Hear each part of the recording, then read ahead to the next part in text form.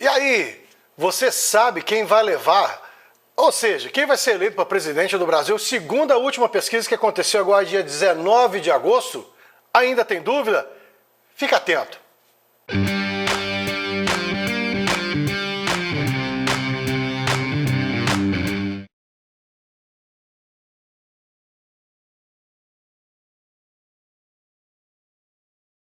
E aí, pessoal, tudo bem? Antes de me bombardearem, de criticarem, de mandarem todos os seus comentários, tá?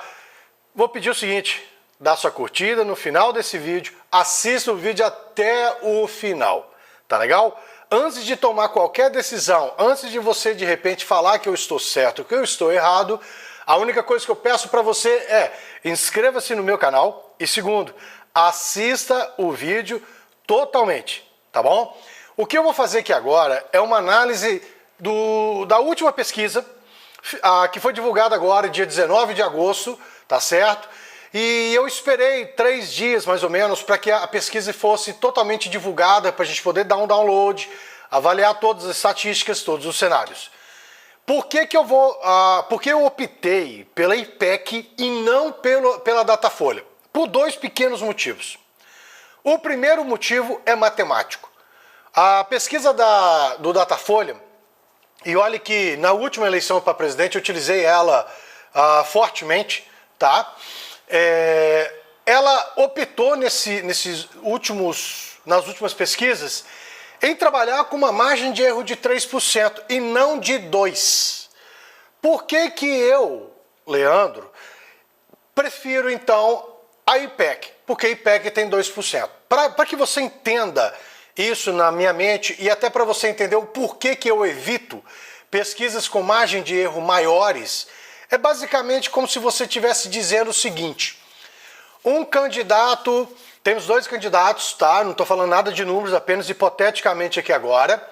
Temos 2 candidatos. Um candidato está com 35, aparece ele com 35, e o outro aparece com 38.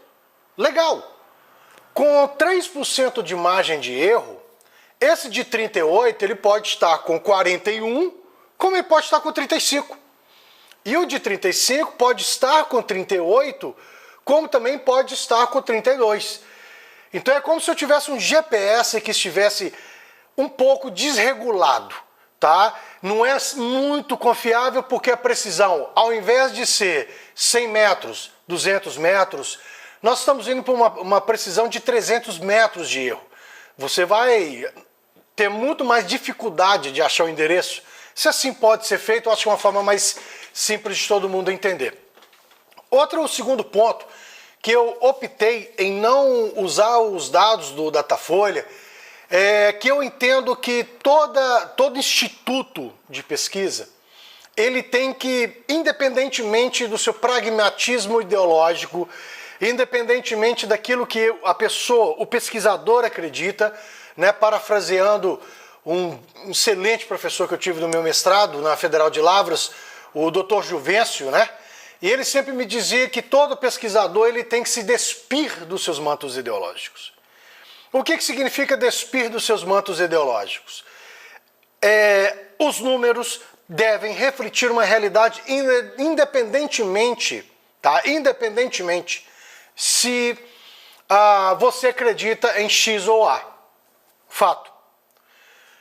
Então, nesse momento, é muito factível, é muito visível que sim, a empresa que gerencia o Datafolha e o jornal Folha de São Paulo tem sim um quê contra um determinado candidato, tá? Então, esse quê, infelizmente, tem refletido em algumas redações, não nos números, atenção, mas nas redações. E isso aí é ruim, porque isso traz para você do outro lado uma insegurança que diz as pesquisas não refletem nada, as pesquisas não são sérias. E na última eleição, é claro que o que eu vou falar aqui agora, eu não consigo ter uma precisão de calculador 0% de margem de erro, mas eu acertei tanto que o Bolsonaro iria, né, contra o Haddad para o segundo turno e depois ele seria eleito. com 3, 4 dias antes da eleição, os números apresentavam isso. Então, nesse momento, eu estou trazendo para você alguns números do IPEC, saiu dia 19, 2% de margem de erro, e nesse momento a gente também tem que avaliar o quê? Eu fiz o seguinte, eu joguei numa planilha, eu fui no IBGE, tá? Na verdade dentro do TSE, e dentro do TSE eu pedi no TSE, isso tudo está disponível, e eu perguntei assim, tá, pessoas com 16 anos de idade, quantas pessoas são de fato eleitores? Para eu chegar no número real de eleitores que estão aptos a votarem. Em cima desse número, eu aplico os resultados da pesquisa e começo a ver quantos milhões de votos, para poder ver um número mais ou menos assim, tranquilo. Eu fiz duas análises, que essa aqui já está, vou apresentar isso aqui para vocês a partir de agora, né? Temos duas análises, uma delas é a espontânea, a outra é a estimulada. O que é espontâneo? Eu chego e falo assim, cara, qual que é o melhor time de futebol do Brasil? Pá! O cara fala, já sabe o que é. Ele já está com isso já na cabeça. Então é algo espontâneo. É algo que normalmente já está muito decidido, muito consolidado na cabeça do torcedor, do eleitor. Tá legal? E a estimulada é como se eu fizesse o seguinte, eu apresento os candidatos e falo assim, dessa lista aqui em quem você votaria. Eu, Leandro, prefiro analisar os números espontâneos, porque eu entendo que o número espontâneo é aquele número que já está consolidado. Esses números do espontâneo são números que a pessoa está mais ou menos já caminhando para aquela decisão. Já está muito certo disso. E o que é fato é que os números mostram, tanto na espontânea quanto na estimulada, os números da espontânea um pouco menores, vocês conseguem ver aí os cálculos, o percentual tanto para o Lula, tanto para o Bolsonaro, quanto para o Ciro. E olha o que eu fiz, eu tirei os demais. Os demais somados não dão 1%, então o número deles é desprezível. Mas eu avaliei também os brancos nulos e também os indecisos. Agora, percebam que nessa espontânea o Lula está à frente. Matematicamente ele está à frente e apresenta-se como a pessoa que tem, o candidato que tem maior intenção de votos, ok? Trabalhando com os números da pesquisa de dia 19 de agosto de 2022. O atual presidente Bolsonaro, ele teve, em relação às pesquisas anteriores, uma evolução de quase 5%, mas ainda não tem um número suficiente para estar à frente do candidato do Lula. Essas duas realidades apresentam-se tanto na pesquisa espontânea, como também na pesquisa estimulada. O Ciro Gomes, ele não tem hoje número para fazer frente, mas ele é o fiel da balança, eu vou explicar isso um pouquinho mais para frente, tá legal? A importância do Ciro e a importância de alguns outros números lá para frente ali. Então, calma, eu estou apenas analisando ainda, vamos lá com calma. O que eu vejo de muito importante, é que nós temos na espontânea um número muito alto, matematicamente dizendo, de indecisos. E eu venho dizendo isso há um certo tempo, de que a pesquisa às vezes não chega numa pessoa e fala assim, muito porque às vezes a pessoa não quer falar em quem ele vai votar, esse indeciso pode ser essa pessoa, como ainda tem pessoas que estão aguardando as coisas acontecerem, mas o número de pessoas que ou não estão falando o seu voto, ou ainda não firmaram sua cabeça, é o suficiente para mudar toda essa eleição. Ou é o número suficiente para fazer com que o Lula ganhe no primeiro turno, ou para fazer com que o Jair Bolsonaro passe à frente do Lula. Então é importante a gente entender que eu não só posso analisar o Lula e o Bolsonaro, eu tenho que avaliar que eu ainda tenho um número bastante forte de pessoas ainda que não decidiram para onde que eles estão indo. Né? E vamos dizer a verdade, 17% é um número bastante considerável. Quando tem na estimulada, esses 17% cai. Mas é porque você força a pessoa a dar um voto. Tá? É por isso que eu não gosto da estimulada. É como se eu chegasse numa questão de uma prova e eu desse 5 opções e falasse, você tem que votar por um desses aqui. Assim você não é, não, você vota em branco então. Tá? E não é o caso. Então espontâneo é muito importante.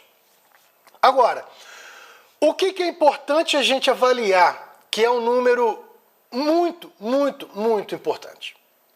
Na própria pesquisa, existe um número, uma pergunta que fala sobre a aprovação do atual presidente enquanto governo. Tá? É claro, um número muito expressivo, vocês estão vendo aqui agora, de pessoas do próprio voto no Bolsonaro consideram o governo dele muito bom. Né?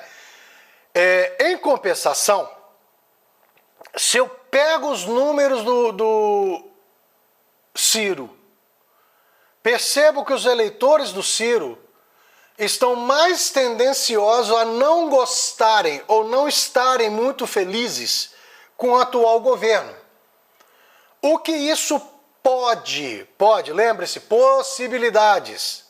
Isso ainda não estamos na semana da eleição, tem muita água para rolar, mas os números hoje mostram que se a eleição fosse nessa semana e tivesse que ir para um segundo turno, há uma forte chance, uma forte possibilidade dos eleitores do Ciro migrarem para o Lula. Ok?